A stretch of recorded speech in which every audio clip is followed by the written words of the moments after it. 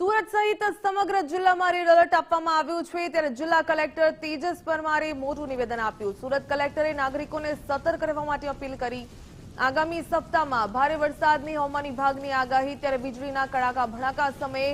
ખુલ્લામાં ન રહેવું, ગાજવીજ સમયે વૃક્ષ કે થાંભલા નીચે ન ઊભા રહેવું, સુરક્ષિત આશરા માટે પાકા મકાનનો ઉપયોગ કરવો,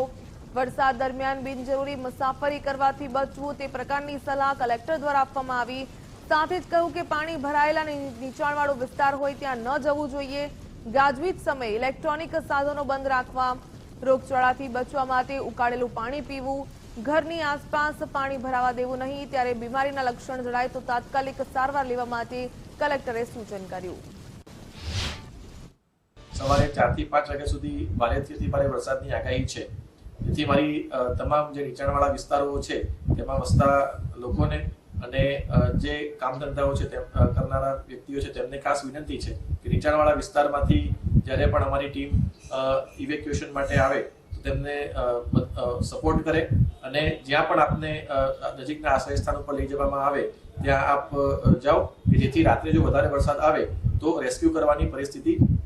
ન ઉદ્ભવે। એટલે અત્યારે હાલ એસએમસીની ટીમ, પોલીસની ટીમ,